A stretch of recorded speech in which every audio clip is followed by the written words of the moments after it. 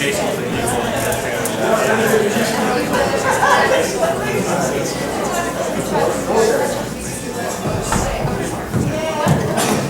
Ladies and gentlemen, thank you very much for coming. Please welcome to the stage our host for this evening, Iestyn.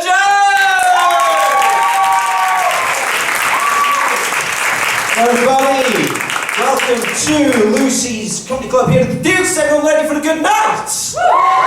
Outstanding stuff. We've got a hell of an evening for you this evening. We've got stand-up comedy, we've got improvised comedy, and we've also got a little bit of audience interaction. What have we got, sir? Well done. He's on ball, he's on the ball, he's there.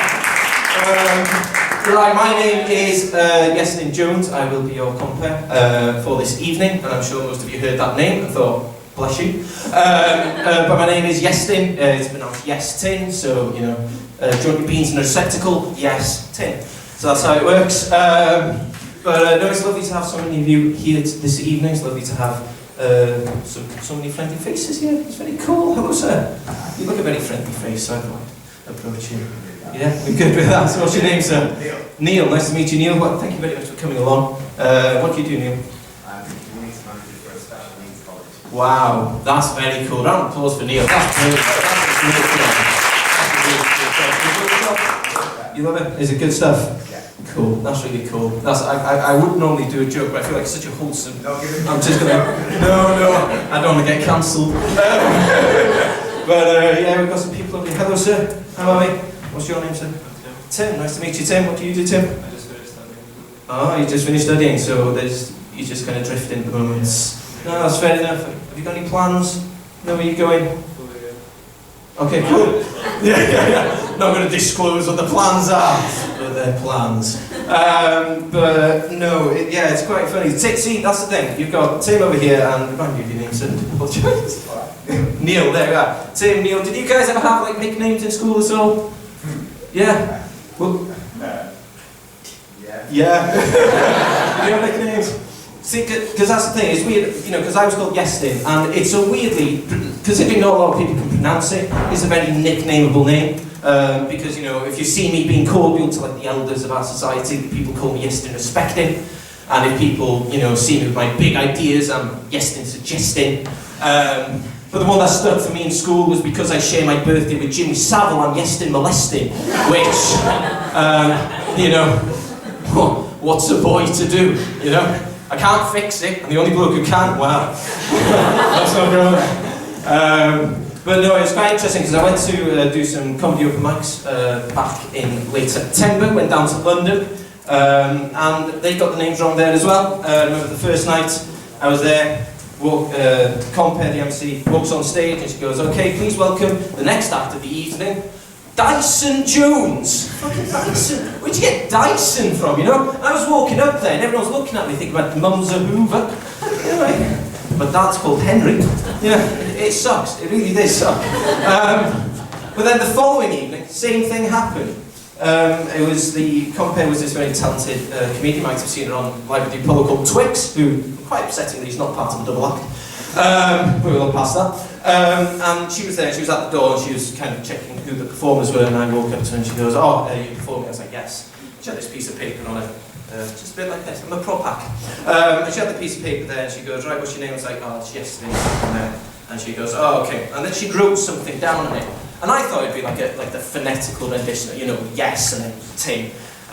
But rather than that, she went with, what I think she wrote was, Twix, you're gonna fucking nail this. Because she went up there afterwards to introduce me onto the stage, and she just goes, all right, welcome to the stage. Next act of the evening, yes, Jones! Like that. And it was just like, she'd obviously like buckled on the Iestyn bit. But anyways, nevertheless, if you do enjoy this evening, do remember my name is Iestyn Jones. And if you don't enjoy the evening, I'm Michael. So anyways, that's enough from me. We're now going to go on to our first stand-up act of the evening. Is everyone excited for it? Fantastic stuff. So our first stand-up act is a very talented stand-up performer. Please welcome to the stage the very electric Shirley!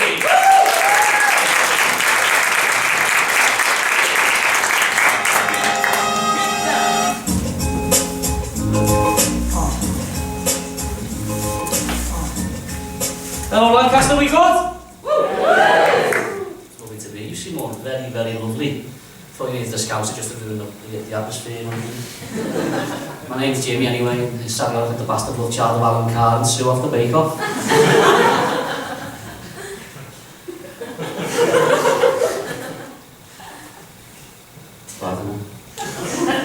These glasses are a heavy prescription, man's father with those. By the terrible start of the week, Specsavers messed up the prescription. Which is a nightmare because I've said I'm blind. And I woke up on Monday after a heavy night of swiping on Tinder. And I matched with a beautiful woman, Dave, 52. And I thought to myself, I can't carry on like this, I can't see a thing, what am I going to do?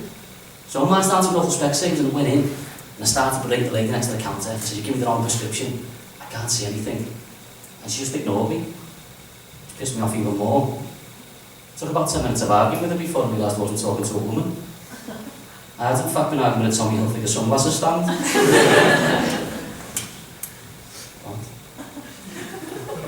It's great to be back in the UK, just come back with in Athens.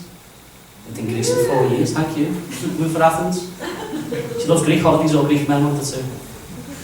And it's really nice, it's a lovely place to live. Got my Greek friends and my Greek cousins. They often say things to me like, Ella, Jimmy, help us to speak better English. Jimmy helped to improve our English.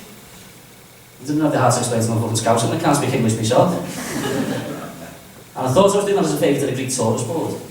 Because we paid a lot of money to go to a Greek island, and you're in a Greek port, in a Greek taverna, and your handsome Greek waiter strides over. You want him to say, Kelly Spera says, do you get it there? Not, alright now, what can I get you?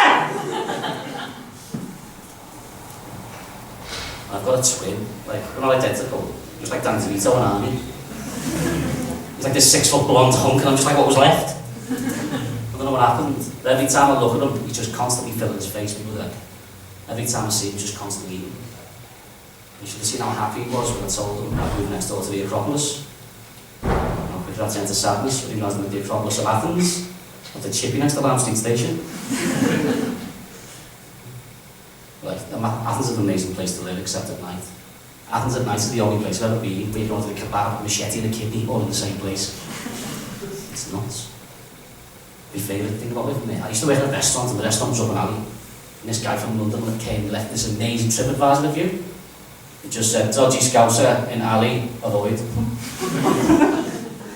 Which I thought was amazing. And my boss not so much. I've actually came today for my niece's 11th birthday party. You'd have loved it, mate. She got £300 birthday money. We had to buy a pair of trainers with £300. And I said, it's too much money to spend on one thing. Me and your dad, we had to make do with our siblings' hand-me-down clothes when we were younger. I said, well, I can be a bit dickhead going to school on a Monday in R. Kelly's communion dress. Just to be clear, R. Kelly is my sister.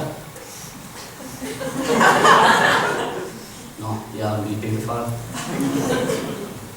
Even back to the 10th out of this gig, I was one of the brides of R. Kelly, wouldn't that just be odd? And, yeah, I've recently found love since I came back from Greece as well. Thank you, one person, that is the response that deserves. I'm aware I exude sex hamster, but it is possible. She's really posh, I'm never to tell this joke, she's in the same street as Yeri Club. She's in Formby on Merseyside, this is a posh area. And she's really posh, I'm never to tell this joke, she says, Jimmy, why are we saying I'm posh, I'm not posh? That's how she talks. And I try to point it out to her, I don't judge your poshness by your social standing, where you come from, how much money you've got, who you voted for. How I judge how posh you are is by what ice cream van came to your street when you were a kid. I was being to tell you, if the ice cream man that came to your street when you were a kid just sold fucking ice cream, you're posh.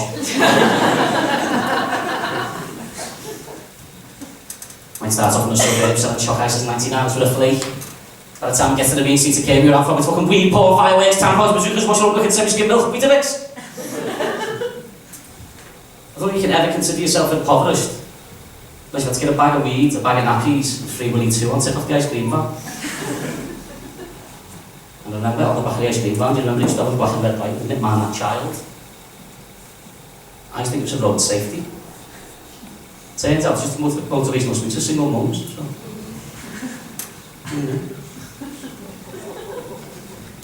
Does anyone remember MTV's Pimp My Ride? Remember that? Yeah. Some people at the back there. My little brother got a letter to apply for MTV's Pimp My Ride. There was only one problem with that. We never had a car. When he turns up, gets up at the wheelie bin. So let me tell you, on bin day was a godsend. Went down the road, I had the gold bins, I had a print bodywork in the subwoofer in the lid. No? Proud to be from Kirby, there's quite a buff area. But I'm proud to be from there. I was always getting off of drugs growing up. I'd always hear things like, Jimmy, do you want a line of this? Jimmy, do you want a dab of that? And that was just rinsing nanas.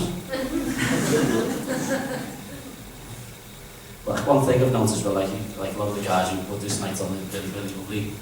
They're really young and envious of them. Because they never grew up with them in the 1990s and it shows. I remember the first time I went to my 1990s mum back. It was 1992, when all doing a Royal Rumble on my mother's bed. And I kicked my brother in the face, and his nose went and he ran off. And I realised that 0.2 seconds delay to get to him before the sound came out. He was gone. Went downstairs and I was sitting there and mum shouted, James, get down these stairs! Oh shit. I went to the living room, she said, did you punch your brother? I said, no, I fucking kicked him. When I woke up, I was behind the telly and my glasses were in the kitchen. It's like, I could have gone to the Olympics, I could have been an Olympian, mate.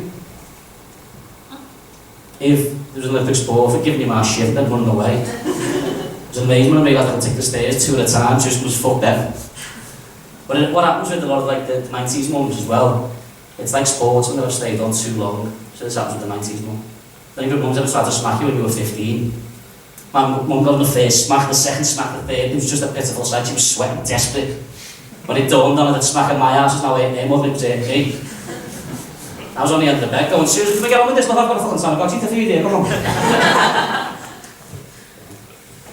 Like things that annoy me as well, is like flat earthers annoy me. Just like conspiracy theorists in general. And it's not that I don't believe anything they say, they might have some valid points. I've just never seen a normal looking one. I've got gel fringes and hooves just like a hump along. You like they just stepped off a Chernobyl tour bus that stopped by Birkenhead in 1986. I've researched this, the most famous flat earther is a guy called Mad Nick from Texas. He's dead now. And he died attempting space travel in his own homemade budget rocket. And the article read, Mad Nick, flat earth martyr, dies attempting space travel in a homemade budget rocket. 2 things about that statement.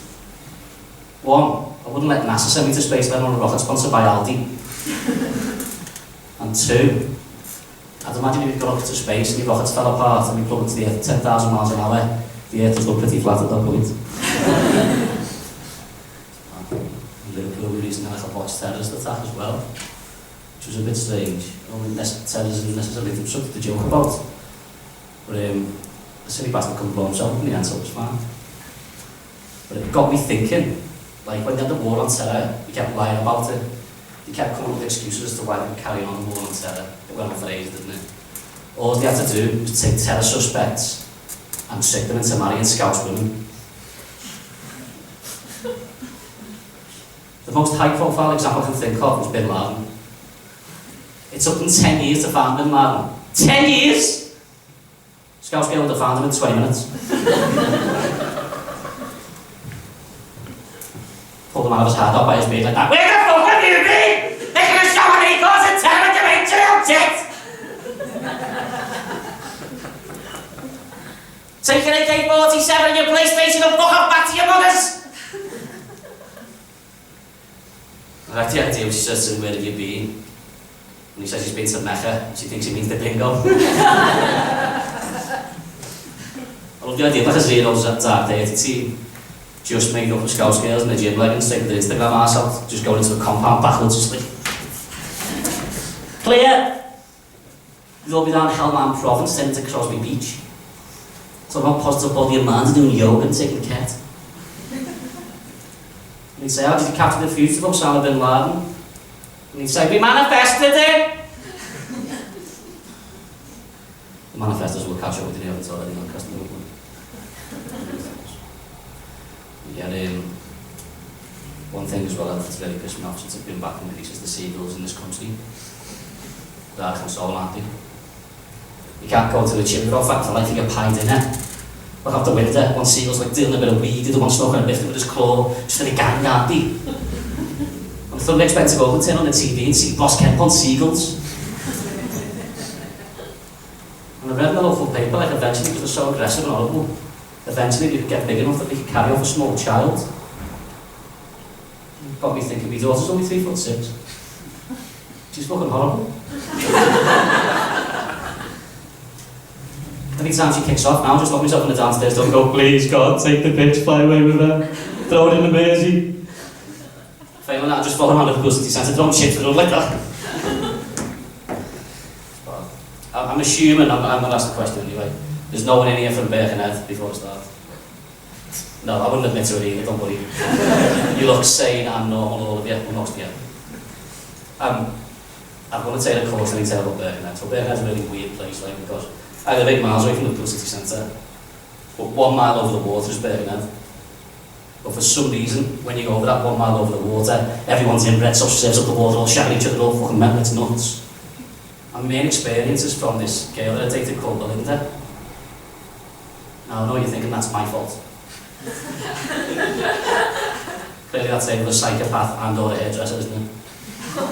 And she, to give you the type of person, she was the type of person she was.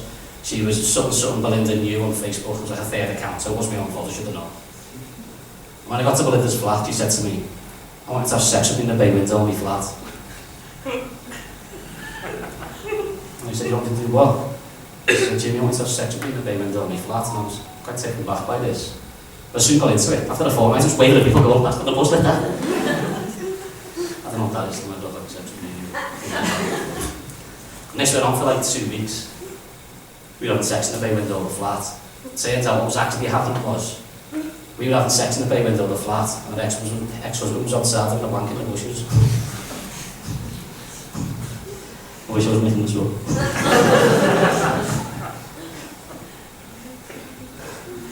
And I thought, I'm going to go down there and I'm defending this lady from this pervert in the bushes. So I picked my underpants up off the floor, and I ran up the flat, and as I ran out, she shouted something dead weird. She shouted, Jimmy, you haven't eaten all your greens! And I was thinking, it's a bit of a strange thing to say. Went down the first flight of stairs, opened the door to the garden, she come to the balcony, she said it again, and what she said was, Jimmy, be careful, he's in the Royal Marines. I was already there, so I just ran at him, and I hit him as hard as I could. When I punched him, it was like a 3-year-old that hit him. I hit him and this happened, he went, is that it? And I was like, oh no. And he just picked me up by my underpants and just kicked shit out of me around the garden for 20 minutes. Sparred, I was stopped dropping and rolling like I was on fire, just held onto his leg. And the dog was upstairs and I was shouting, send the dog down! He was just kicking me head in. Didn't occur to me at this point, the dog's a 3-year-old shih tzu called Coco, didn't give a fuck, they thought help me again. I don't know if you've ever been filled in by something with a hard on, but it's fucking to modelise, I'll tell you. At one point, I didn't know if it was his fist or his willy that were hitting me. I was like, I didn't know. Just went on for ages like that. It was really bad. Well, it was at that point that I realised that the saying, I'm going to kick the shit out of you, it's true. That's something just people say. It's actually a thing that can happen. Don't go to Birkenhead. Thing to take from that story. But I should have known it was my own fault. She had this crazy daughter who was 8, and I woke up at 4 in the morning one morning and she was just holding me out like this. And I was like, are you okay? And she said, yeah. I've seen your back. I was like, oh, that's nice. And she said, Jimmy? I said, what? She said, you're much nicer than John from Halfords. And I used to work in the Laser Quest. So I realised he's just a weirdo going around the retail park, business by business. It was a bit worrying, really. That's bad, yeah. Recently, as I say, I was in Greece for quite a long time. Yeah. And does anyone else go on holiday with a partner, and your partner starts making friends with the dickheads you come on holiday to get away from? Anyone do this? I'll be on holiday for 10 minutes and my girlfriend will just go off and come back after the Malibu and coke with some fucking sister from another mister. And I'm like stuck with this woman then for the next fortnight and a partner, whoever they are. Because what people don't appreciate is we were Scouser, you're like an endangered species in the wild. Because you just be minding your own business. I was literally at the pool bar, I ordered a mythos. So can I have a mythos please mate? And I just did, oh my god, Bethany, he's a Scouser! Are you a Scouser? And it takes about 10 minutes before they're all around you, poking you like some circus attraction. Oh, go on, say it! Say chicken and a can of coke! And this just goes on for the whole 2 weeks. And she brought this couple over, Gavin and Tracy from Swindon, they were from. And this just went on and on and on. Every time I went to the bar, he'd go, mind your handbags, girls, whirr. And it was becoming really boring and annoying. Obviously I was representing the city. So I just took it to one side and said, look Gavin, what you're doing is, you're actually insinuating, like, you perpetuate a very lazy old stereotype. And you're insinuating all Scousers are thieves, we talk funny and we're aggressive. But I'd really appreciate if you could stop, please, pal. Then I got having a headlock through with a pool, not just motorbike. All this fine. But yeah, my mum was telling me a story. She tells me a story mum every Christmas. Then she gets drunk, and then she forgets she's told me it. And she tells me the Christmas after. This has been going on for like 3 years. So it's a story about how she met my dad. So she said to me, she went to the same nightclub for 7 years on a Friday. And my dad never had the courage to ask her out. And then one Friday he went over to her and he said, Susan, you're the most beautiful woman in here, can I dance with you? Slow dance to this song.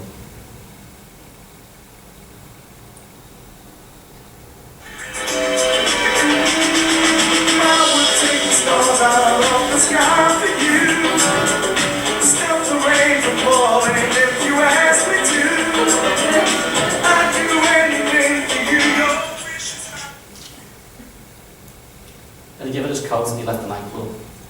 And he walked over in the snow to my granddad's step. And when he got there, he said, that was amazing, Mike, can I kiss you? And she kissed him. And she said if she knew from that second, she'd be with my dad for the rest of her life. Thank you. It's nice that, isn't it? But it got me thinking, how the fuck a 20-year-old dad going to tell their kids about how they met? You'd just be doing this, won't you?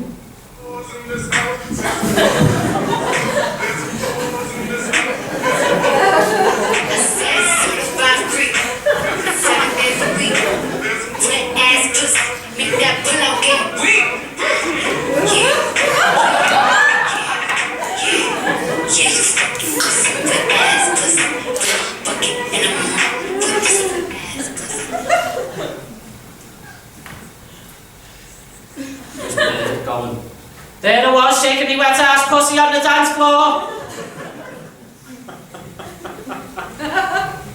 The disco lights were bouncing off your dad's turkey teeth. And he said something so romantic to me, I'll never forget it. He said, hey girl, do you want to fly? And we went back to his mate's flat in Kerry and did a load of balloons in. And then he spent the next fortnight sending me pictures of his cock on Snapchat. It's hardly the Notebook, is it? You've been really lovely, guys. Really nice. I hate the government, you. Well, I just had a little fat lie in tow too yesterday. It really pissed me off. But to be honest, it's not the Tories where my hate of the government started. It was in the 80s when I used to watch shit TV. I used to watch the A-Team in the 80s, at the beginning of the A-Team. They used to say, survive the soldiers of fortune. If you have a problem and no one else can help, maybe you should hire the A-Team. Now, they survive the soldiers of fortune and no one can find them. And it said, still wanted by the government. Still wanted by the government. One was a male model, one was an army colonel, one was an escaped mental patient, and the fucking last one was Mr. T. And they drove around LA for 5 seasons in the same black and red van, like some kind of alternative village people. Where exactly was this government looking for them? This went on forever. And they just used to make pipe bombs out of pipe cleaners and it was like, what's going on? No one realised these are just like terrorists. It was madness. But you've been lovely, really nice crowd, and very hot. This jacket on, the best idea. you've been lovely, it's been nice talking to you. I tried to keep me act like fun and like try to be upbeat and not be political. But before I go, I'd like to say a story about my stepdad who abused me.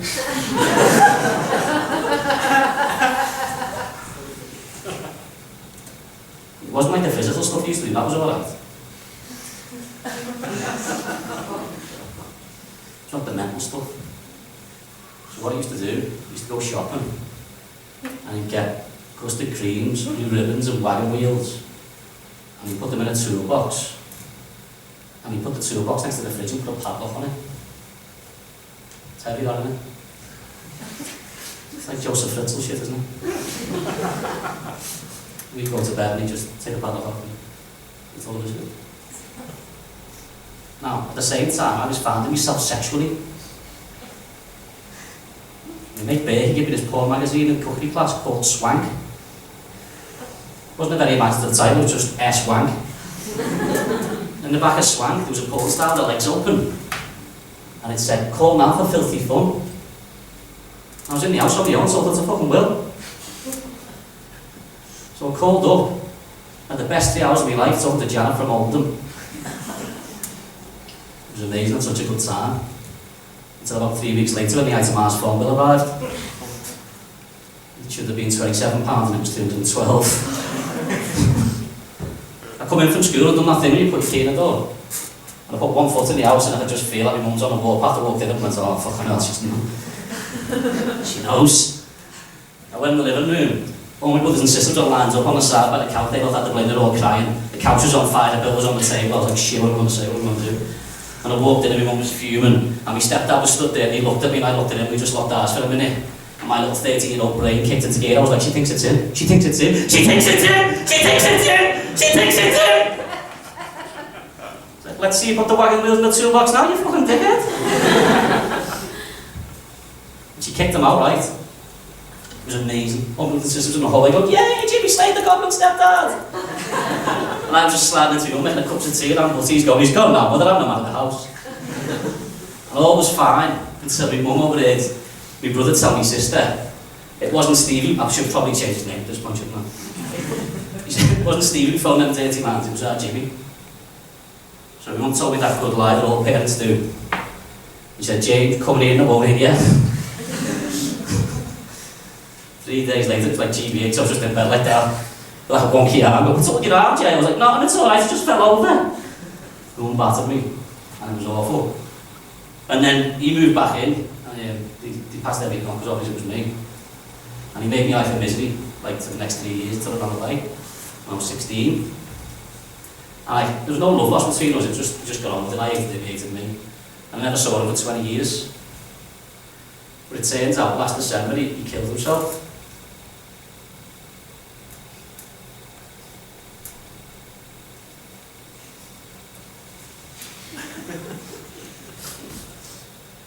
Presumably because he couldn't afford to pay the phone bill.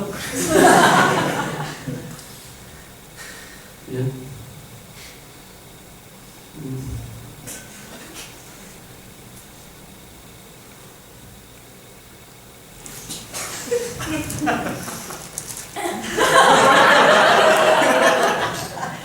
Have a Jimmy Shirley, been lovely, nice, well, have a good night.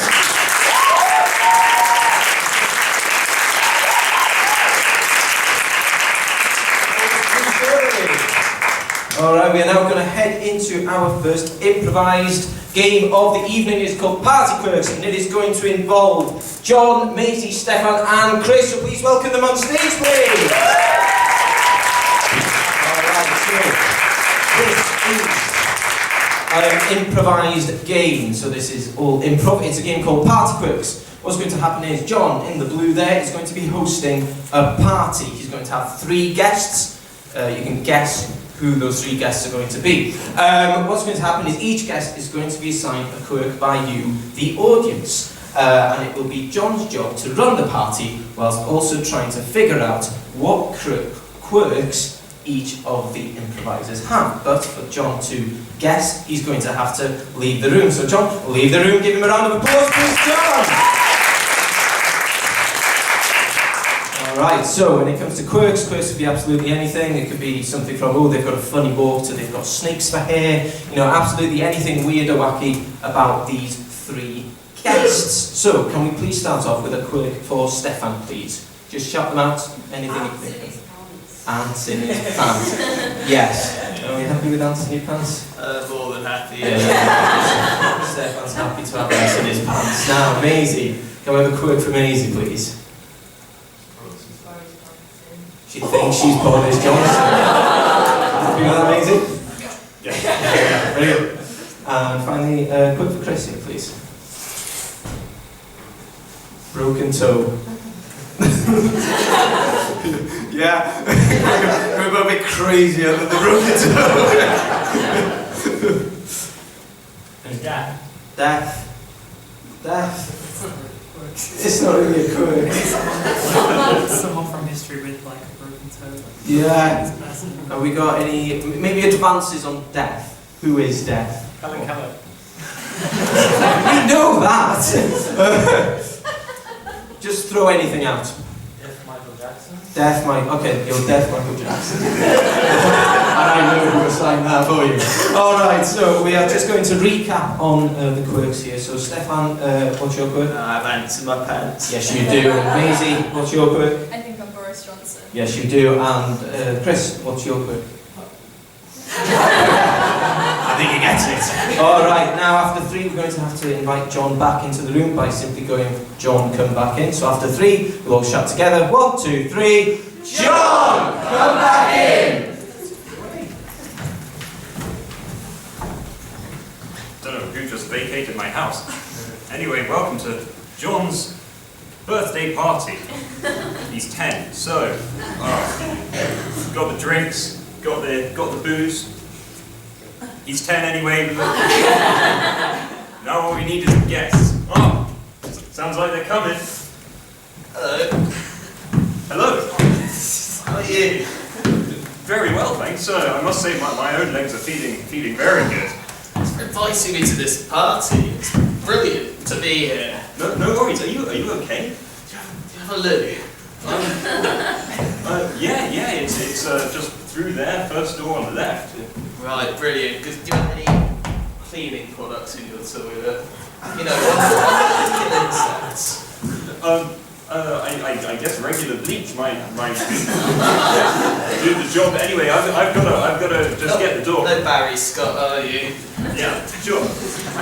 Oh yes, well, hello John, lovely blue jumper you have there.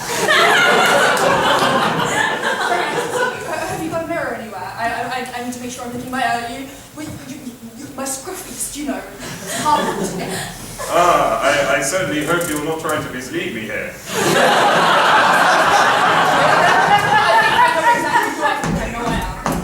Right, well, okay, sure, yeah, drinks over there. I think someone's knocking at the door. Oh, who is this?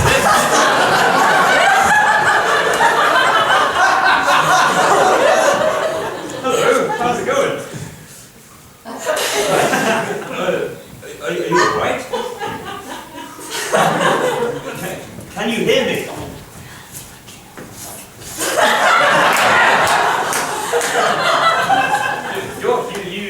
You seem to like dancing. Can I get you a drink? I'll just get you a drink. There you are. Now, sir, have you got some sort of insect in your pants? There's some kind of insect. Yes, give me an itch actually, please. Ow, that's better. Oh no, it's not. Ow!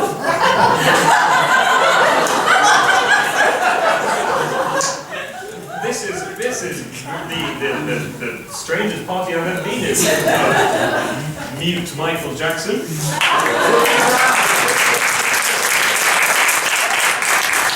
I'm glad to see that you were acknowledging his disability. I, of course, am a people person. I supported all people, and I only want the best for our country. Same with me, Boris Johnson.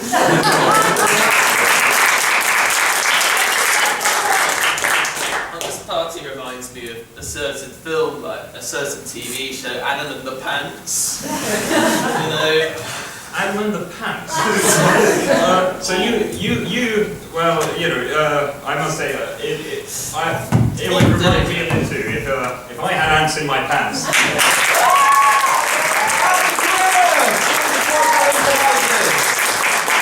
Outstanding stuff. Well, we've got much more of that coming up in the show. Now we are going on to another stand-up act. You're going to absolutely love her. She's absolutely electric. Please give a warm hand for Felicity Butterworth!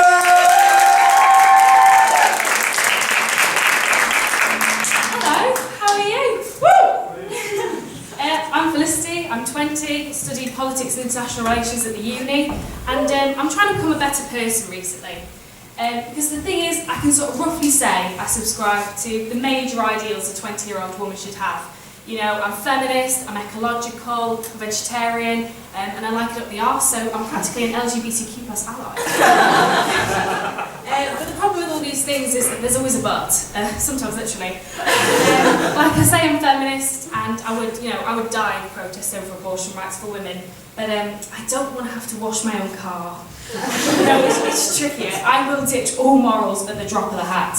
I like to call it like a feminine right to choose, but really it's just struggling with commitment issues. I do struggle with commitment issues. You know, for instance, I can't buy the same shampoo twice in a row. I just don't want to form a dependency. You know, if Peppan 10's on 2 for 1, I am going for it.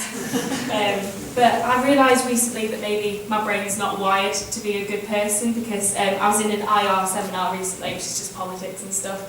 And I was asked, what makes you angry? What really, really makes you angry about the world? And the first thing that genuinely came to my mind is, why is it always my size that's out of stock on ASOS? Can you tell I'm a little bit whiny? But one of the things I like to whine about a lot is my weight. And my boyfriend's so lovely about it. He builds me up about it because I was complaining over the weekend that I felt fat, and he said, listen, you just did a roly-poly on the bed earlier. That was fucking athletic. And it was as well. But this man also told me that murder is just extroverted suicide. So I sort of take everything he says with a pinch of salt now. I'm not quite sure. But one of the most athletic things I do is probably chasing our chickens around the garden, because when I live back in Derby, we've got some chickens that we keep just for, as pets and for eggs and things, and they are paranoid bastards. You sort of walk towards them and they act like you've got the pastry tin out already. And you should have shown them the film Chicken Run. They freak out when I put my hair in a bun now. But whenever we want to catch them, my brother sort of trained them, so he sort of used to rattle the bin lid and then give them treats. So now when we want them, we rattle the bin lid and they come over. And I was down recently and one of the chickens had escaped. I can't remember which one it was either Victoria Peckham or Mel Beak. Just one of the Spice Girls. And we heard from the RSPB that they'd found her and they'd given her to Happy Hens, which is the local egg place. And they said, yeah, they were happy for us to come down and identify her and get her back. So we turned up at this egg place. And we're let into a barn expecting to see maybe 10, 15 chickens there. I shit you not, 10,000 chickens turned around, stopped what they were doing and stared right at us. And we were just sort of waiting for one of them to sort of, run forward and go, it's me. Well, they didn't, which is when I remembered the bin lid. So I ran home, grabbed the bin lid, came back, and I don't know if you've ever rattled a bin lid in the face of 10,000 confused chickens and 5 bemused farmers that are filming on your phone. But it's a real low point. It's a real low point in your life. We never did get the chicken back, traitor. But that's typical for my family because we're not great when it comes to pets. Like when I was 10, my hamster went into hibernation because my dad didn't put the heating on over the winter. They're not meant to be, he's just tight. But being a bit of a shit pet owner, that's one of the things that sort of, really gets me a lot of regret about that one. I try not to let it weigh me down too much. I like swimming too much. But, when you're feeling a bit stressy, a lot of these things sort of come back to haunt you now and then.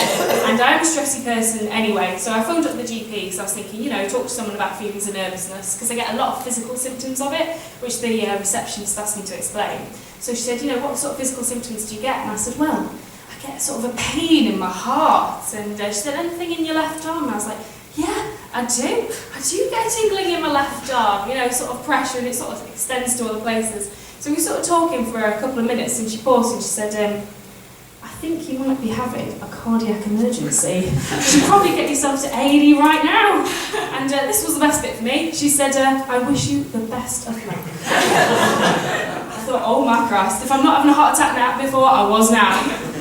Anyway, I got myself down to A&E, everything was fine. They were going to diagnose me with anxiety, but because I'd been there for 5 hours and I'd passed every test, and I wasn't dead, I was so unbelievably smug that they just called me a time waster instead and sent me home. But being a bit smug, that has sort of come back to bite me recently, because I'm currently helping my ex-boyfriend through a breakup, and I was loving it at the start. I was absolutely loving it. I was throwing in little quips like, yeah, you never did sort that out, did you? Yeah, that's the reason I broke up with you as well, that. But he started to turn it back around on me now, and I don't like it. Because he said to me the other day, you know, she's the most amazing person I've ever met.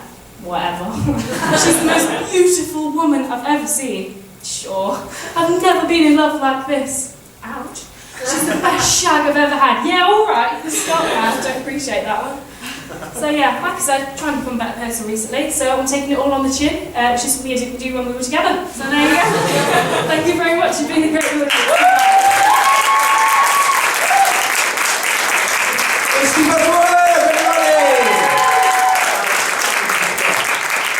Alright, we're now going to our next improv game of the evening. It is called Fortune Teller, and it is going to involve Maisie, Stefan and Chris, so welcome them back on the stage. Right, this game is called Fortune Teller. What's going to happen is Chris here is going to be telling me my fortune, and so I'll be asking 3 questions, and each of those questions will have to be consulted with our spirits. However, the spirits can only communicate to Chris through mine. They cannot speak, and it will be up to Chris to guess what my fortune is. But for Chris to guess the fortune, we are going to have to ask him to leave the room. So Chris, please leave the room. Round of applause. Alright, so the first question I'll be asking him is, who am I going to marry? So, has anybody got any suggestions? Fiona Bruce. Fiona Bruce. Something a bit more mimeable. Fiona Bruce is a bit. Camilla. Camilla. Ooh. Possibly. Ivanka Trump. Ooh, these are tough ones to mime. Anything a bit more caricaturish? Charlie Chaplin. Charlie Chaplin. We can go with Charlie Chaplin. Charlie Chaplin, happy with that? Cool. Yeah. We're going with Charlie Chaplin. It's going to be a risky one. After that, I'm going to be asking what weird future job am I going to have? So, what weird job is it going to be? Reddit boy. Yes! We love that corner there. Loving it. Yeah. Are we happy with that? Yeah. Sure. Okay, we'll go over there. And lastly, going to be ask a bit of a morbid one. How am I going to die? You're going to fall in the canal. Fall in the canal? Any advice on falling in the canal? Having a wank. So, what was that, sorry? Having a wank. Having a wank? You'd be surprised, sir. I know people. What about falling into the canal while having a wank? Okay, we'll go with that. So we will recap on those. So first of all, who am I going to marry? Charlie Chaplin. What weird job am I going to have? Stripper. Thank you. And how am I going to die? Falling into the canal while tucking yourself off. Now we're going to have to ask our fortune teller back into the room. So after 3 we'll go Chris, come back in. So 1, 2, 3. Chris, come back in! And here he is!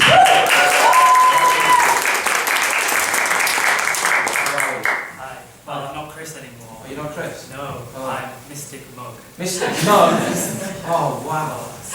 Oh, that's amazing. Thank you for inviting me to your caravan, Mystic Mug. Okay, don't worry, I'm glad you found it. Oh, thank you. Well, I've got some questions, if that's okay. Yes, but before we start, Yes. I'm going to have to ask you to put this mug sticker. Oh, right. Oh, that's brilliant. Yes. Okay, so it's just like that, yeah? Yeah. Just so you can get the sidekick. Of course. Honestly, yes. I feel totally mugged out right now. I'm feeling really good. Okay, so the first question I wanted to ask is, it's a bit of a weird one. Who am I going to marry? Well, let me consult with the spirits. Spirits, rise!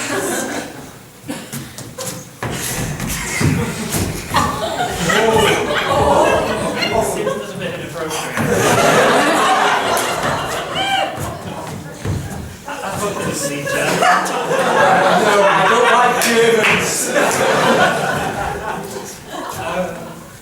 So really more into kind of comedies. Yeah. I like nice like bowler hats maybe. Oh, I do like a bowler hats on a Okay, boat. so I think it's maybe Charlie Chaplin. That's really exciting. Okay. Well, I was just wondering as well, you know, because I'm unemployed at the moment, so I was just kind of thinking, you know, these shirts are cheap. So, what future job am I going to have? What am I going to be doing? Good question. Like, let me consult this. There's a lot of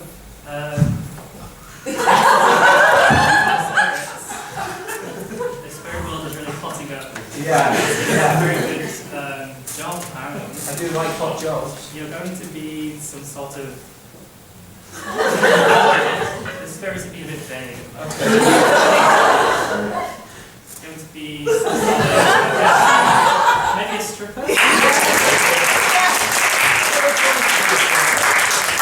It's an excuse to not wear this shirt.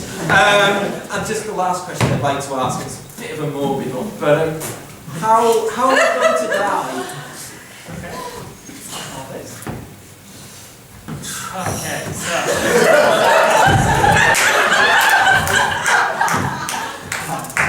A lot of activity going on, like photographs. I don't think there's enough activity going on. See them, but.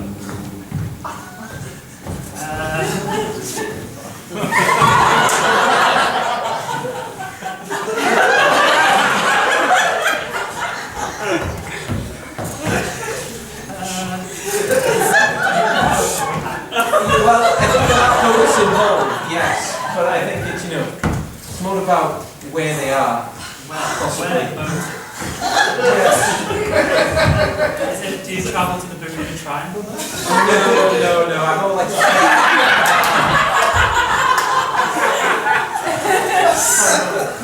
I like it more inland. Inland. You know, like narrow. Oh, channels of like water. a canal boat. Yeah. Okay, so you're gonna die by. Keep working.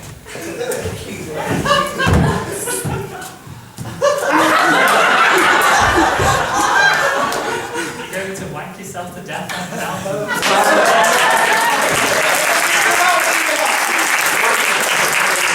That was! What did you tell everyone?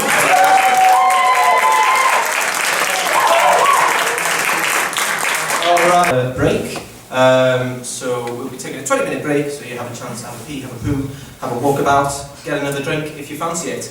But in the meanwhile, some of you eagle-eyed viewers might have seen there are 2 plastic cups and a bunch of pens on a stool over there.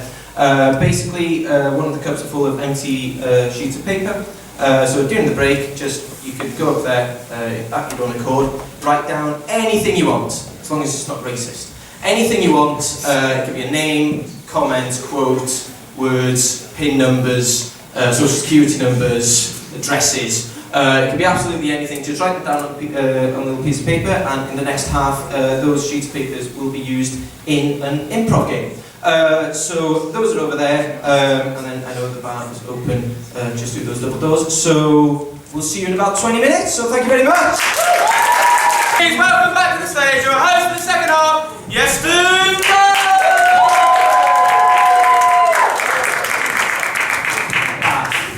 How's everybody doing? How did everyone's break go? Everyone had a good break? Everyone got a drink? I forgot your name. My name's it's Dyson jokes, okay? Just keep that in mind. But no, hope everyone had a good break. We're having a good time. We've got a great second half for you. We've got more stand-up comedy, more improvised comedy, and even more audience interaction. What have we got? He's on the ball! He's on the ball this time! Yeah. Thank you very much, sir. What's your name, sir? Angus. That's a great name, Angus. I love Angus. What do you do, Angus? You teach at the university. What's your subject? Law. Oh, very serious. Okay. Okay. Don't copyright any of my jokes. No. Has anyone? Have you ever worked in hospitality, Angus, at all? At any point in your life? No. No. You've got away with it. Does anyone here work in hospitality or work in like pubs, bars, stuff like that? Work with the general public? Got a few hands up. Would you agree that the general public are arguably the thickest group of people you've ever encountered in your life, right? If there's anyone here in the room who is a member of the general public, I suggest unsubscribing. Because I've worked in a couple of bars in my time, and I'll tell you what, I used to work at this place, it was like a holiday park, and there were two bars. There was a main bar, and then there was a sports bar, and you could hire the sports bar out for like weddings, parties, etc. And it was closed. It was a party room. And I was in the main bar, and I was just there, polishing a glass, so trying to unscrew a mayonnaise jar, or as we call it in Wales, eggnog. So we were kind of there, going like that, and then this bloke walks up to the bar, and he was a smooth customer, this guy, and he walks up to you like that, and he goes, "Excuse me, mate, I want to take my dad to the sports bar, and there's a sign outside saying, closed for a private function. Can I still go in there?" I'm having to look at this bloke, right? Having to look at this bloke, right, just dead in the face, and go, "No," and I couldn't laugh. You know, "No, it is closed for a private function," right? I told him that, and I swear to God, he responded like this. He went, "Oh," as if he discovered the wheel. I was like, "What's going on?" Right? And they follow you everywhere. But another job I had, I was working at this, it was a pub stroke restaurant, and it was quite a fancy restaurant, very high end. They didn't like to go off menu. A bloke came up to the bar while I was there again, unscrewing some mayo, and the bloke comes up to me and goes, "Excuse me, mate, can I have some cheesy chips?" And just as he was saying that, the owner came behind me and he goes, "Oh, we don't do cheesy chips, mate, but I can get you a portion of chips." And the bloke just goes, "Have you not got any cheese?" Like, it's a fucking restaurant. You know what I mean? Like, wake up. And he was saying like that. The owner of the bar just goes, "Well, we've got brie." Absolutely threw the other guy off kilter. He didn't answer, he just goes like that. And I saw him later, he was just sat down with a nosebleed, his eyes started drooping the other way, his head was deflating. It was a hell of a scene. So if anyone, just a reminder, don't be a member of the general public, read a book. But anyways, that's enough from me. We are now going to go on to our first improv act of the second half. Is everybody ready? Everyone excited? Right, so we're going to kick this off with a game called Whose Line, and it is going to involve Tom and Will. So welcome them on stage, please.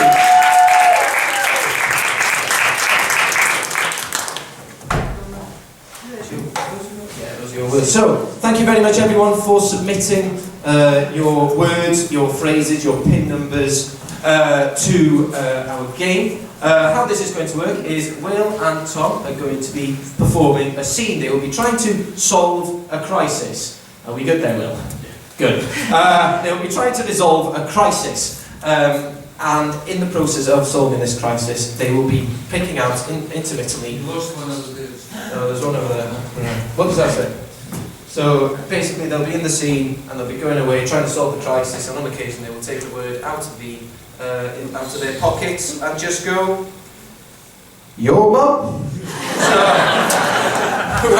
whoever put that inspired response in, thank you. So for this game to run, we are going to require a crisis for Tom and Will to be trying to resolve. So has anyone got a crisis? It could be as wacky as Godzilla running through a city to maybe a clogged toilet. Who's got? Not having cheesy chips in the restaurant. It's a bloody disgrace, isn't it? Has anybody got any advances on no cheesy chips? Godzilla's blocked the toilet. Say that again? Godzilla's blocked the toilet. Godzilla's blocked the toilet. Monster dump. Right, we're gonna go. Do you know, I like the cheesy chips on. It's close to home. So, there's no cheesy chips in the restaurant. Are we happy with that? Alright lads, take it away! Hi, can I order some cheesy chips? No, sorry. Why not? I need cheesy chips. I need them for a Greg's Stotty. What? Sorry. Don't worry about that. But I need. Why? Why don't you have? We've been having a problem with improvised explosives. Wait, have you been making improvised explosives? On the side. Cheese. Yeah, it's Well, what are you doing with them? dairy, you know. I love you. and you bring this on me. On our anniversary. I love Chairman Mao. You are a dickhead! Just because we don't have cheese, mate, it's alright. Like, you're from Wales. Steve Jobs is from Wales. Oh, I didn't oh. Not me. Not you. You keep making that mistake. It's just like what you do with cloning. I hear that's popular in Wigan. Do they have cheesy chips in Wigan? Because I will go to Wigan. I will go to Wigan and I will ask for bees. And you'll be met by the smell of fresh paint.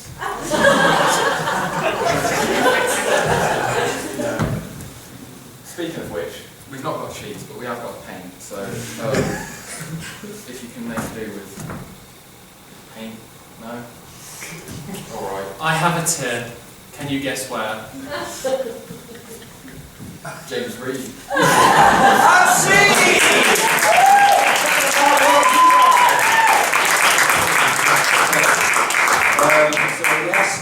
I would like to send commiserations to whoever wrote Walk on the Wild Side. That's a great reference. Okay, right, we're now going on to our second act of the second half.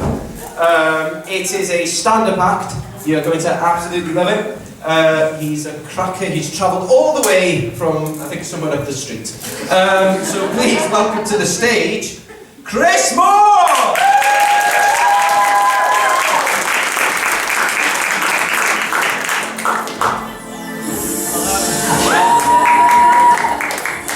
Hello? It's working. So hi, yes, as Iestyn said, I'm Chris. Welcome to my stand-up. So this is the Dukes, and yes, I'm just naming things that I can see now. So when I heard that we were going to be performing at the Dukes, I was like, oh, I hope it's not like the Duke of York. Because you know, the Grand Old Duke of York, he had 10,000 blank, and the palace wouldn't like to comment any further. So yes, the Duke of York is the Duke of York is actually Prince Andrew. So just in case you didn't know that. And blank is actually how Prince Andrew has Epstein's number listed in his phone. And the problem is, when he gets a call, he has to like pretend that it's like a takeaway service or something. So he has to be like, oh, don't worry, mother. You can imagine she's alive still. She's in our hearts. Oh, don't worry, mother. Hello? Oh, yes, I'd like 2 medium pizzas and a Coke, please. Yes, Pepsi's fine. So in other news, I'm gay. Just a bit of filler information there. And I know it's quite hard to be gay in some kind of Middle Eastern countries, especially hard to spell as well, the kind of LGBTQIA+. But over there, they just spell it prison, so it's much easier to spell. And over there, you can you kind of get put in prison for their cases. So it's not that great, but it's only if it's witnessed by 4 people. So I thought to myself, hang on a minute, like, if 4 people, and these people have to be men, of course, to see that if 4 men actually happen to, like, witness this act of gay sex, then doesn't that make it even a bit more gayer? Like, I'm just imagining this scene. This is the scene that I imagine in my head, and I'm not going to do a Middle Eastern accent because that would seem racist. So instead, I'm going to do another accent that hasn't been deemed as racist yet. So in my head, so imagine the scene. So imagine the case. And someone comes in and just like, oh my God, what is going on here? Oh, 2 men, oh no. And then like someone comes in through the window like, oh no, is that 2 men? Oh, and another man? Oh, this is getting very risky. And like a woman comes in and she's like, oh, I see 2 men, does it count? It's a woman, it's fine, carry on as it was. And finally, after the kind of final guy comes in like, oh guys, I'm sorry, but we're going to have to report this, we're going to have to wrap it up, we're going to have to go to court. So, and then when they get to court, an interesting thing is that they have to testify, not once, not twice, but 3 times to say that they saw this active. So, So when they get to the court, they have to like kind of be sure that that's what they saw, because it's a very heinous crime. It's death penalty. So it's very life on the line. So what happens is they have to like say, oh yes, I witnessed that, it's okay, it's good. And then the next person, yes, I witnessed it. And then in the next kind of meeting that they have, whatever they call it in court, they have to say yes, but if someone decides to throw like a spanner in the works, they're like, actually no, I didn't see anything. Then they're given like 100 lashes. I'm just sat there thinking, well, now they're all sat in the court with these massive things going like this. And I'm like, you haven't done anything, you just yassified them in the court. It just makes them look a bit more gay, doesn't it, really? In other news, I also work at a call centre. Not that kind of call centre. I don't stay up past 12 midnight shaking the phone on base station. No, that's back when people had to pay for porn. No, I work for market research, do surveys on the telephone. One of the particular surveys I had to do was for measuring instruments. So I had to call the companies and ask them to do a survey about measuring instruments. So I call up and one on the phone, the Karen on the phone, would be like, hello? And I'd be like, hi, yes, I'd like to speak to the person that deals with any measuring instruments, please. And this is the bit that always got me, because I was calling mostly construction companies, and she would, like, the thing that confused me the most was that on the end of the phone, she'd always be like, oh, measuring instruments, oh, I don't think we use them here in this company. I was thinking, oh my god, they don't use measuring instruments in this construction company. So like, I'm going to teleport you to another scene now, construction yard. So what did they do? Did the like guy just come into the construction yard and be like, oh, hello, oh, I think I want something here, so I'm just going to kind of count it out, 1, and then it won't even be 2 because that's counting and measuring, so it's more like triangle, ellipses, smiley face, yeah, bring it down here. So, but I did hear that they managed to do the Leaning Tower of Pisa, so cultural icon there. Another survey I had to do was in Ireland, and in Ireland it's very hard to understand their accents. So I have to get myself like prepared and ready. So when I read the screen, I see that the name has been put down as Ger, G-E-R. I was like, what the hell is that kind of name? I didn't have anyone else in the office to kind of ask, so I was like, okay, I've got this, I can do this. So I called them up and I was like, hi, can I speak to Ger, please? And the other lady on the phone, an Irish Karen, was like, oh, which one of them would you like to speak to? I was like, there's 2? There's 2 Gers? I was just like, if I had a penny for every time there's a Ger in that company, I'd have 2. And that's pretty unique, and I need those pennies because the cost of living crisis. So. But anyway, yes, so I got through to Ger, and the right Ger, and he told me to fuck off. So, thanks, Ger. So, in this kind of profession, like doing surveys on the phone, it does end up being a lot of kind of people telling you to fuck off, or to like change your job profession, or for your family to die in a fire. So, and that also actually did happen. It happened to me, but it happened in the office, and I felt it, like, you know, it's the environment. So, sorry. Finding myself funny at least. So for this particular survey, I had to call. I've lost my thought there. Let's talk about surveys. What was the last thing I said? What? Falling people. Dying in a fire. Oh yes.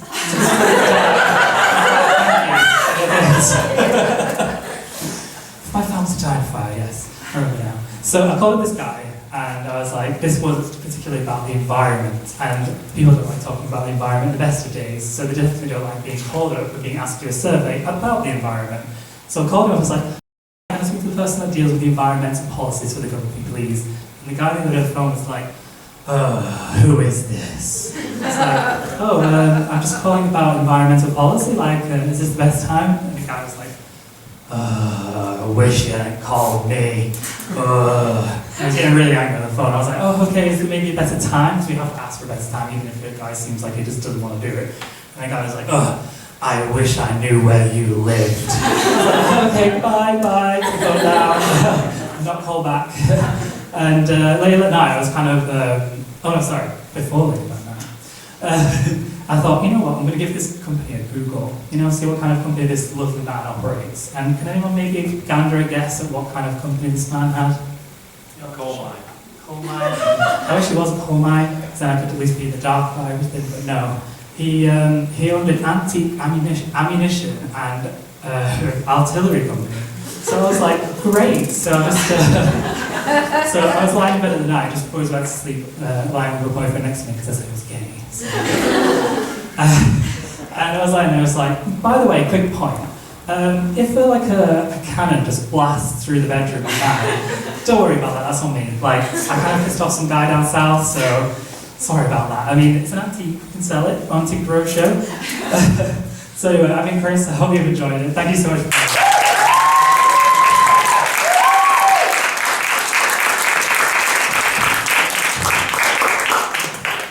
That was Chris. Oh, everybody! Now, we are going into our next improvised game. It is called Let's Make a Date, and it will involve Will and Chris and George and John. So welcome on stage.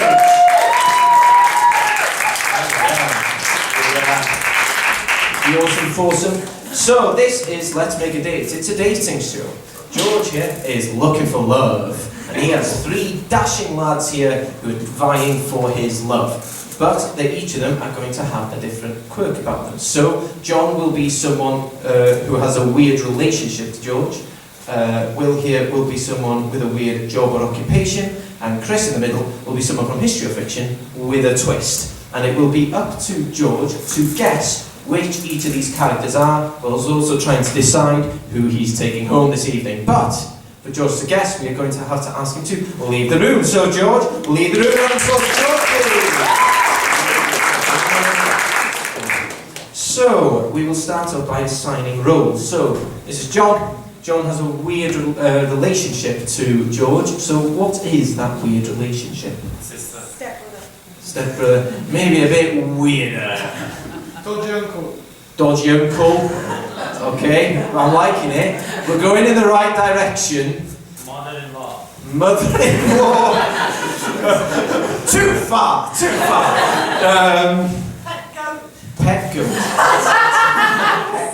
Have you a pet goat? Okay, now we've got Will here. Will here has a weird job or occupation. So, what is that weird job or occupation? Professional supervillain. Professional supervillain. Dictator, same thing. Nice synonyms. Has anyone got anything else? Taxidermist. Ooh, yeah. Do you do taxidermist? Okay, we're doing taxidermist. And finally we have Chris here, who is a character from history or fiction with a twist. So has anybody got any suggestions? Amber heard that she won the court case. Amber heard that she won the court case. Alright. Pinochet, but he was nice. Who was that? Pinochet, but he was nice. Pinochet. I mean, we could go with Pinochet, but we know who he is, because I have not a clue. You know who Pinochet is? I apologise. Any advances? I've got a feeling it's got to be an Amber Heard, but she won the court case. Are we happy to go with that? Oh, right. Yeah. Well, I'm kind of thinking. I've heard about her. Yeah, I'll be fine. Right, so we'll just rattle through those again. So, who are you, John? Here's pet Billy Goat. Yes, he is. Who is Will? Who are you? I'm a taxidermist. Yes, you are. Chris, who are you? There we are. You are successful. Amber Heard. So now we're going to have to ask George to come back in. So after 3, we'll call George to come back in. 1, 2, 3. George, come back in. George Collins, everybody! Alright, how are we feeling, George? Very excited. You're feeling excited. Glad you're feeling excited. Right, so we've got a question for these lads. Yeah, well, you don't put this much timber on overnight. If you're going to cook me a nice tea, what are you making? Alright, well, contestant number 1, what are you making for George? Yeah, something milky and... and after that, I'll let you play with my fur. Ding dong, eh, George? Right, on to the next one here. Well, speaking of fur, whatever it is, I can keep that bit, but you know, thinking something gamey, something fresh, and something that we can savour for a long time, something we can preserve. All right. John, you're on that mic, Prince. Thank you very much. This is such an awkward game. Chris, what would you respond to that? Well, I've just won my trial, so I'm going to have a lot of money. So I would like to take you somewhere where there is kind of a lot of food to eat. Inspired response, thank you very much. Alright, so George, have you got any ideas as to who these lads might be? No. Okay. So, in which case, I've got another question for them. Yeah, I like to travel. Just last weekend, I went all the way to Carlisle. Honeymoon. On a honeymoon, where are we going? Wow, you went to Carlisle last week. Where are you going to take George on the honeymoon? Well, we'll go to the mountains of Wales, and I'll let you ride me. Not in that way. Just like you did when you were a child, not in that way.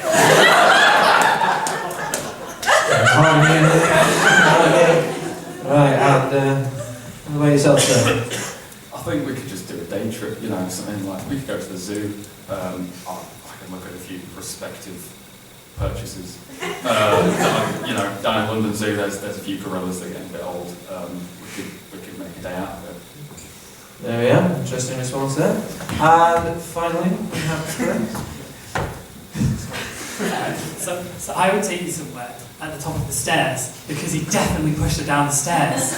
So if I'm there, then we can make even more evidence, and we can make it even more of a good trial, because it's all about me too, guys. Inspired, thank you very much for that. Alright, so we'll go to that last question, so George, make it count. Saucy guy with a minx. How would you keep me satisfied? How would you keep George satisfied? Well, unlike you, I'm a horny guy too.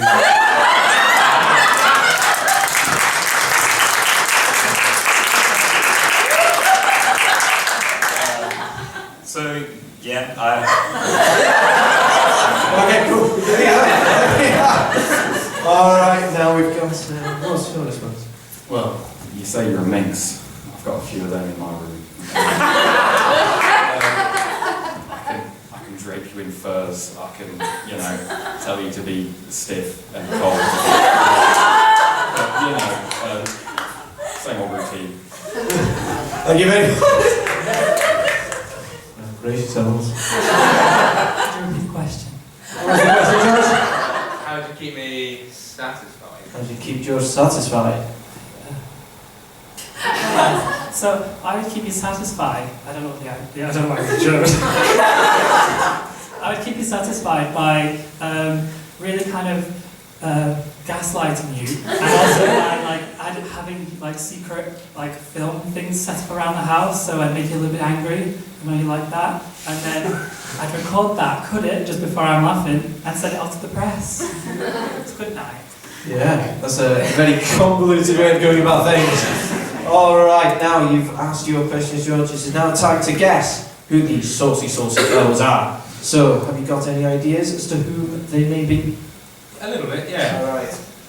Is it Amber Heard down the end? It is! So what's the clue?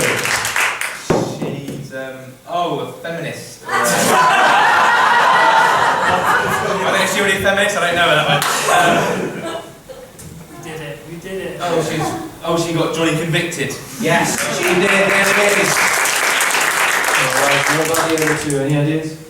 Go to gentleman in the middle. Is he like a taxidermist? Yes, he is! Yes, he is! And finally, the boy in blue right here. Who is he? Is he very good rough? Is he a childhood Teddy?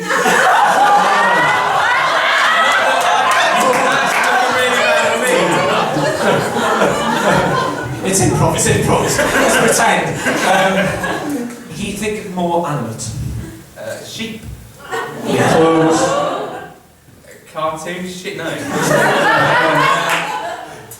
A cuddly sheep. Toy. No, think different animal. A cow. A horns. Yeah. What else is horns? A ram. Goat. And the final question, George. Who are you taking home with you this evening? I think I took the taxidermist. There we are. He has been chosen. Taxidermist. Everyone in that world, let's make it in. And now we are going on to our last improv game of the evening. But it's going to be a cracker because it involves all of our improvisers, so give them a warm welcome as they enter the stage!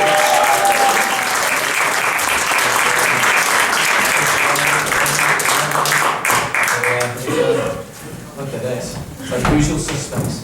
Right. So, this game is called Spork River. Spork River is a town/village/city, and there is a weird crisis happening in Spork River. It's a very odd one, and I want to ask you, what is that weird crisis in Spork River? It could be anything. It could be the cows in Spork River are laying eggs, or there's babies emerging in the bins of Spork River. It could be absolutely anything, so just shout out the weirdest possible thing you can think of. Tax fraud. Tax fraud. Maybe a bit wacky. Aliens have landed in Spork River, and that's good. Kangaroo invasion. Kangaroo invasion. There it is. There is a kangaroo invasion in Spork River. Now, behind me, there are the residents of Spork River. Each of our improvisers will be taking on a character. And what will happen is, throughout the game, characters will be stepping forward, playing a scene, and then at any time, characters could go change, and the scene will change, and it will eventually form a narrative about how the residents of Spork River handle the kangaroo invasion. So, I will now start off with asking, which end should I start? That end. So, I'm going to ask, who are you, sir? I am Matthew, the local taxidermist. Inspired. Alright, and who are you, sir? I'm Steve, and I farm kangaroos, and I don't want that Matthew getting his hands on mine, because I know he's got a bit of a business going. So these are my kangaroos, don't fucking stuff them. Alright. Don't stuff those kangaroos!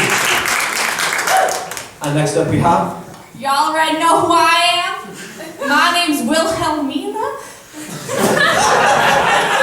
And I want some of that sweet, juicy kangaroo meat. As in, like, steak. Not... It's all PG, it's all PG. Who are you, sir? I'm Keith and I run the butchers and I'm looking for new meat. Oh, tension rises. And who are you, sir? Yeah, I'm Clyde. I'm the local PETA enthusiast.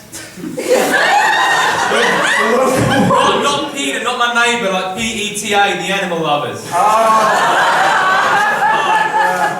It's either you two going to be called PETA. We happy with that? Yeah. Alright. Who are you, sir? Hi, I'm Sheila, and I'm just a local resident in the town of Spork River with a mystery. With a mystery. Finally, we have... I'm David, I'm a wildlife photographer. I don't really care what happens to them, I just want to take photos of them. There we are. An avid photographer. So those are our characters. We will just quickly rattle through them, and then they will all take a step back, and Spork River will begin. So just rattle through. Who are you? Matthew, the creepy taxidermist. Steve, the farmer. Wilhelmina, I want some kangaroo meat. Keith the butcher.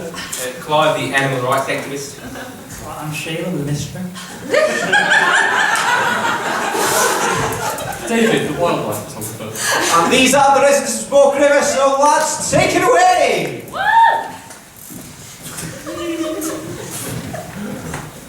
Alright. Okay, we got a dead kangaroo on our hands, this one died. So I'm selling it to you guys for meat. Oh, spiffy. So yeah, That tasty? Not until I've butchered it up.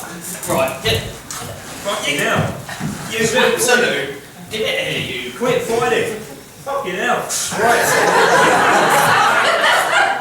Well, you better be. I don't have fight running in my trade house. I'm trying to sell kangaroo meat to the butcher, and you're just getting in the way. Now, $200, is that okay? Ah, sorry about this busybody. Yes, of course it's okay. Who you calling a busybody? Your mum. She's turning into a grave. 200, yes please, thank you. Okay. Right, thank you. There you go. I got it.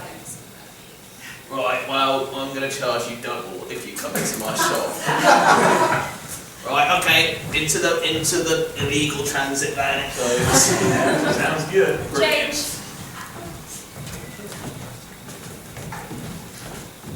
Right, David. I'm just here to film. Okay.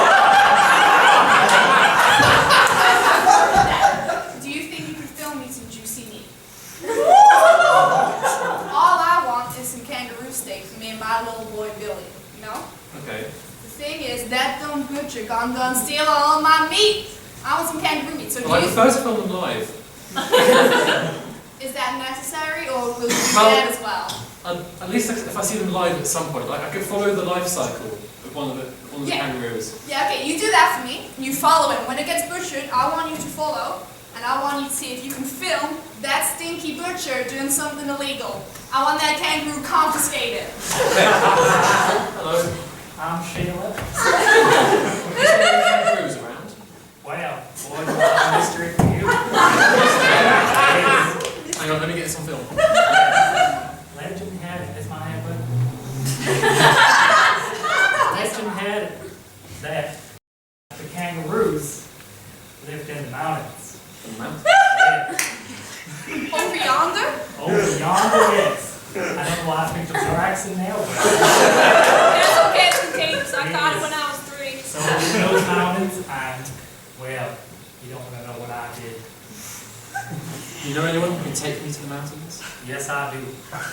Follow me. Tasty.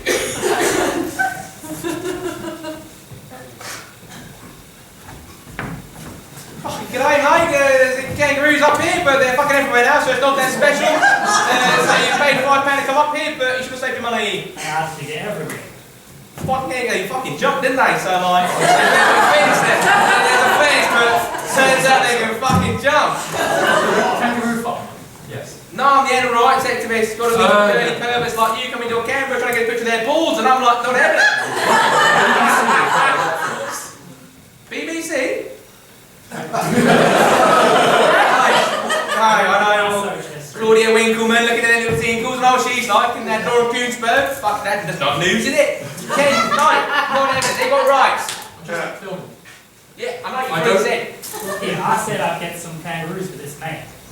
And I'm following these kangaroos. I want to follow their life. I want to see what happens to them. And I said that I had mystery. I think the mystery is why the farmer who was farming kangaroos didn't build high fences. Of course he lives, mate. I'll pay for a tub of little pet, you're fucking 6 foot fence. Imagine the price of that. It's not the point. They just jumped over the point. Yeah, they jump. They did not make it. They may still be around. There's a couple in there, the old ones. But, you know, they're just getting a bit bored now, so they're pretty shagging each other. Fascinating. The viewers will love that. Just blew at the willies, and I don't mind that, that's fine. Animals is fun. Dirty pervert. That's safe. Yeah, but you fucking break them. Oi! What are you guys doing on my farm? $200 to film on my farm, mate. Private property. This one might be some millions. Oh, thank you. Oh, smashing Any stuff. good spots? Yeah. Over the hills over there, you can see some great jumpers. I told him about over the hills. Just so you know. Why are the fences so short? Well, you know, cause he lives, and Wait, in a minute, they're going to be in the town. oh shit! Last time that happened, remember that one that got hit with a dust cart? Fucking confetti everywhere. Yeah. I should have been there to film that. Oh god, they're jumping over now. We better stop them. No. No, but This is great. We'll get fucking killed. We're abducted by that meat lady for I paid you for this. Help me stop him! Stop that one! I'm not invested in this. That man is wrangling that kangaroo. I thought you cared about that. He cannot hold his boobies like that. Stop it! It's okay, I've just got his tail, it's not his willy. Because the willies will get to that, they're really slippery. I have to leave for mysterious reasons.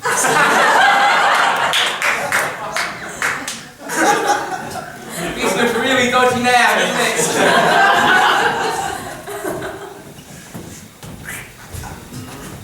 Me kangaroo tales. Oh yeah. Hello? Got any skins? No, I dumped them off at that bloke's farm, right? I've only got a kangaroo in the back here. Oh, well, why am I here? Do you like tell you what, you could, all that taxid epidemiology bloke, aren't you? Close enough. Right, so how about you make your epidermology out of kangaroo meat? Right. That is quite a proposition. Right, that's it, you're coming in the back of the boat. Right, there you go. Knock yourself out, right? I have kangaroo rump steak, kangaroo sirloin steak.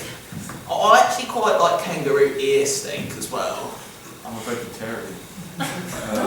Well, you know, that's a... What would the Neanderthals say to that? I don't think I could speak, to be honest. I'll see what I can do.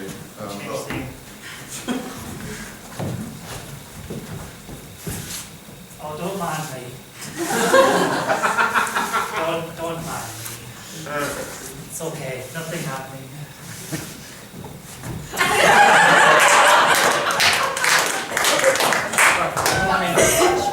I found them. They're in the hills, but the farmer, idiot, fences are like this high. So they're everywhere. They'll be everywhere in like 10 minutes. They'll be full through all the way through the city.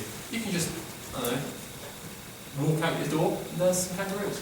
Yeah, but I can't kill them, I'm only little. Well, did you never know you can kill them? Change scene. Right. Good sir, I know you are into the art of, however you say that word, I know you put the skins over the things. Yeah, you like that? You like that very much, don't you? Professional. How must... Very. Yeah, I can see. Oh. Right. I have a proposition for you. Yeah. Very well. Yeah. Not that kind of proposition. Oh. So, I want to eat a kangaroo. But the butcher, too high prices, you know, they raise the tax, you know. VAT on kangaroos quite high. So, my accents go in, we're going with it. Why don't we take out a kangaroo together? I'll devour the flesh, and you can have the skin. How's that sound? And you can have the bones for free. Cool. Well, I personally am not a fan of getting my hands dirty, but I think along this long, convoluted chain of acquaintances, I know someone that may have acquired a dead kangaroo. Someone of great mystery. Oh, Mysterious Sheila? Yeah. I know Mysterious Sheila. I'll take you to her house. Oh, I bet.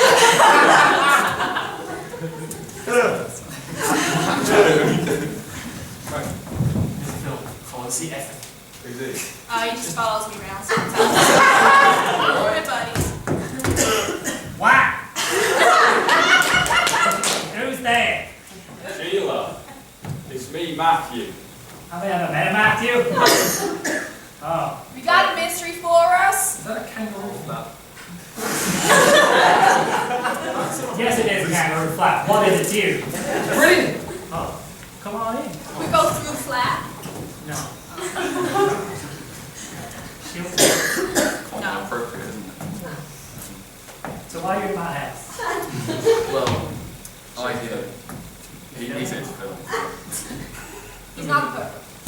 Filming kangaroos for a program. What's it happen to them? You want to see what happens? Well, I have this thing, you know. I've been out to come clean. Is the angle right? Well, Green shot. I've been supplying dead kangaroos to the butcher just to kind of get some money going for myself, because I want to be a star. And see! That was Spork, everybody!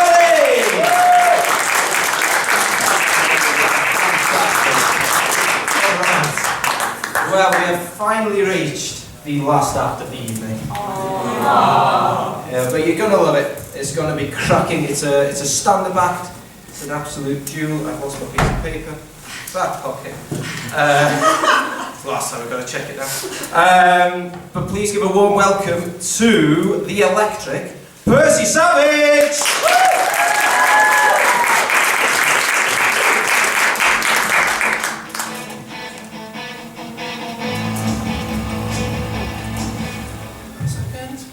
Alright, Lancaster, you alright? Good, good. You enjoyed yourselves?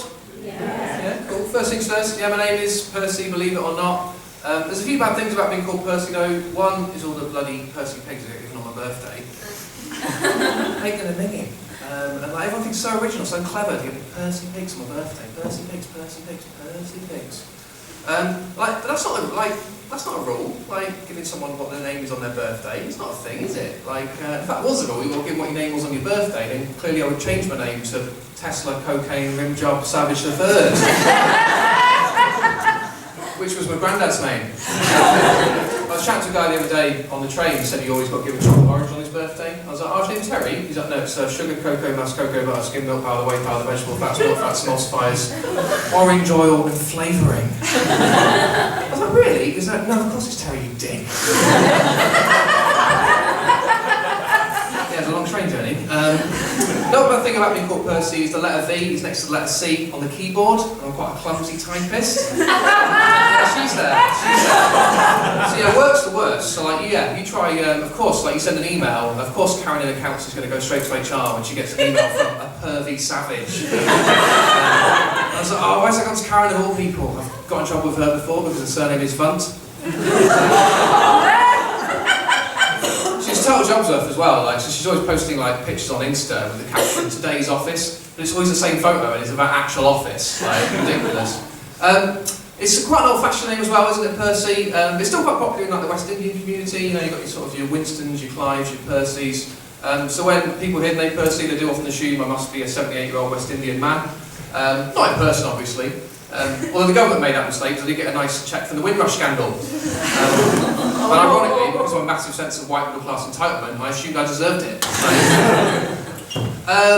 And like, if it's not, I'm not being mistaken for like a 78-year-old West Indian man, and people are like, oh, we first heard you called Percy, we thought you were like posh and a massive twat. But you're not posh, are you? I'm like, and? No, that's it.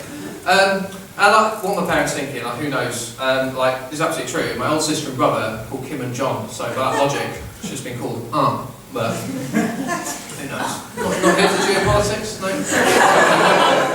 Yeah. No, well, this is quite sad actually. His older brother Johnny did actually struggle with sexuality growing up, and it's quite hard for him. My dad was pretty conservative. He's a farmer, like, of course he was. Like, his solution to all problems in life is just to like spray it with chemicals or shoot it. That includes emotional problems as well.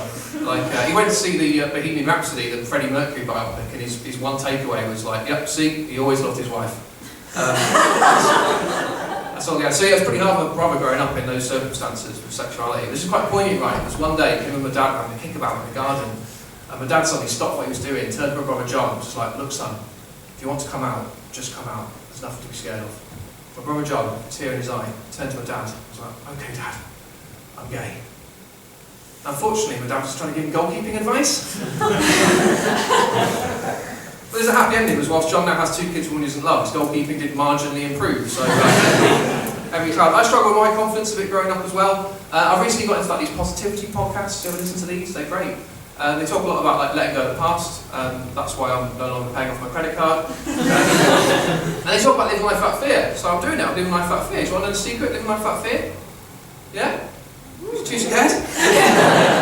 That's easy. You just need a positive attitude, a bit of resilience, and a large inheritance. If you've got that last one, then manifesting is just shopping.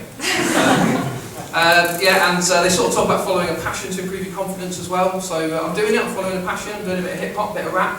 No, fuck off, I am.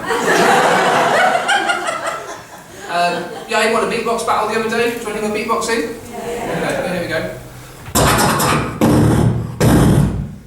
It's not great, is it? Like, admit the only one that beatbox battles picked up the microphone and had a panic attack. Never mind. I had a really cool rapper name though. Sort of first rapper name, I sort of lent into the whole Percy Pig thing. I called myself Notorious P.I.G. I got the cease and desist from M&S though.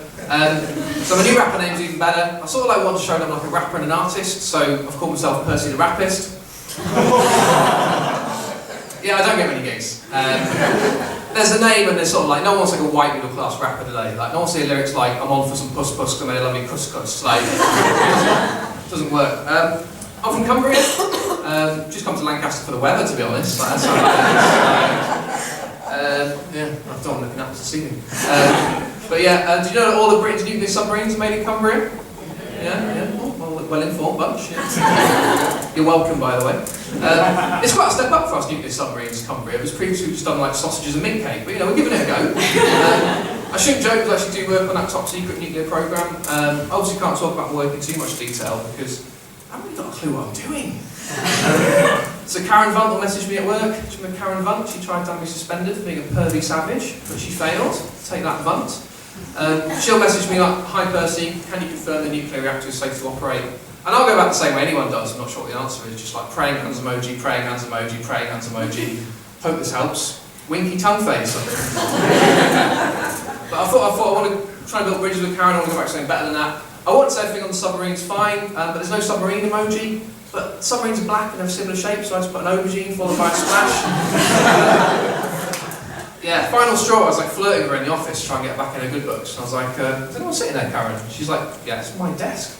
I was like, sorry, Karen, it's just when you're sitting there, you make any desk a hot desk. And yeah. And that's why I'm the only employee who still has to work from home. I thought it was going to be worse than that. I thought I was going to get the sack because my boss called me into a disciplinary as soon as he got back from holiday. And I was at this meeting and I thought, right, the only leverage I have to make me keep my job is that he doesn't know that I know he's having an affair with his PA, Louise. So I thought, right, if I'm in this meeting, if I can let him know that I know about him and Louise without tipping off the HR lady, I might keep my job. So we got in the meeting and I was like, oh, do you have a nice break? He was like, yeah. I was like, oh great, you're having time off in lieu? And, it must have worked because he immediately spat hot coffee in the HR lady's face and he's now facing his own disciplinary. So, I'm married as well. I met my wife a few years ago. We actually met on New Year's Eve and we kissed at midnight under mistletoe. I think that deserves something. And she recently said that's appropriate how she met me because mistletoe is also toxic and a parasite. I was like, that's a bit harsh. I sort of considered myself the glue of this relationship. She's like, what, prick stick? She's just got into running recently. She's got a bag case of the runs. For Valentine's Day this year, I got her a copy of Usain Bolt autobiography, and I wrote inside saying, dead clever, dead romantic. I wrote, hopefully tonight, like Usain, you'll come first. She didn't. She didn't even finish. Whereas I got a new PB. No, it wasn't for lack of trying. At one point I was using my son's old fidget spinner on her. No, I was trying. Like when I was down at the coalface, so to speak, I said to myself, Percy, your surname should be Vierens. Checking you're awake. I made more effort than her, to be fair. Like, I thought she bought like crotchless knickers especially, but the gusset on her favourite comfy pants just finally worn through. Not the same, is it? She's accused me of lack of empathy, my wife.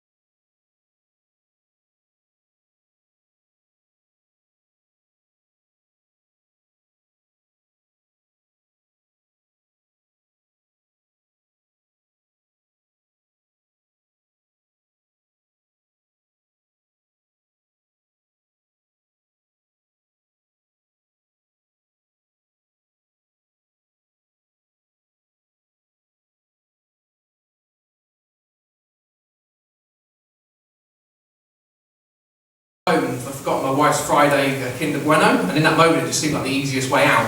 And it turns out like the Samaritans have got like a sliding scale of attempt. There's kind of like genuine attempt at the top, there's kind of cry for help in the middle, and then there's shooting yourself in the eye of a Nerf gun.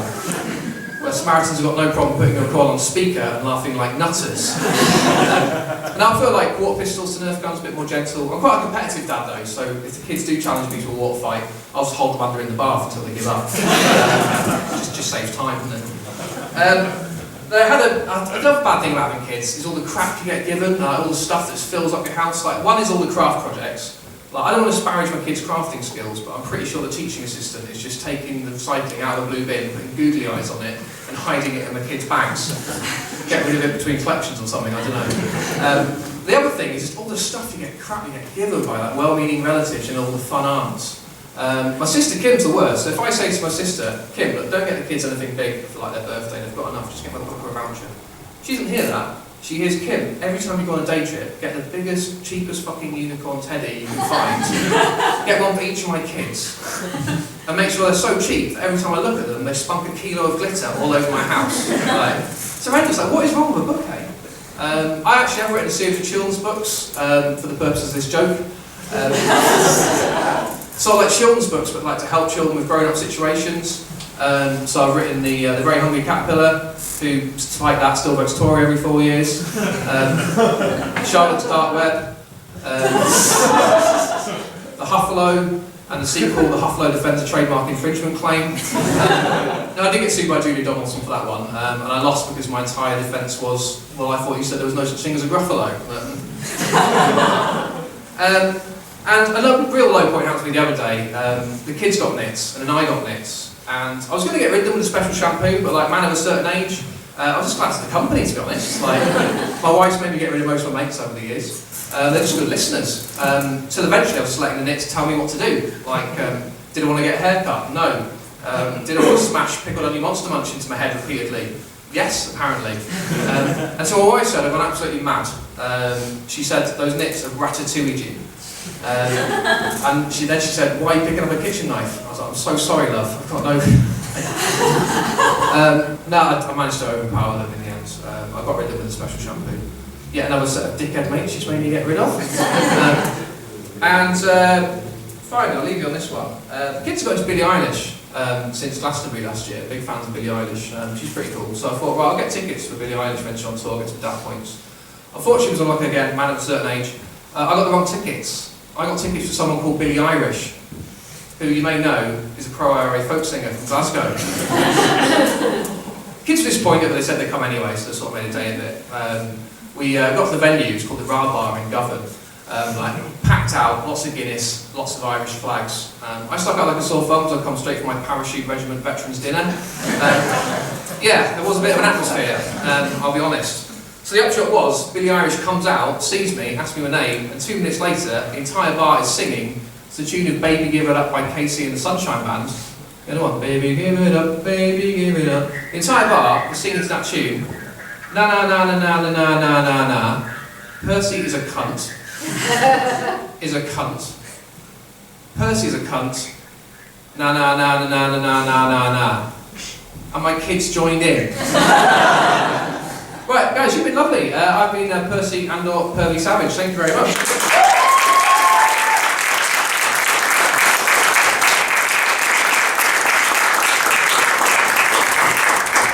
And so concludes Lucy's Comedy Club. Well, thank you everyone for coming out. I hope you had a good night. Hope you enjoyed it. I do have just a quick list of people to thank. First of all, thank to Jimmy Shirley, Anthony Grogan and Percy Savage for coming along and performing with the Lucy's Lancaster University Comedy Institute this evening, so please round of applause for them.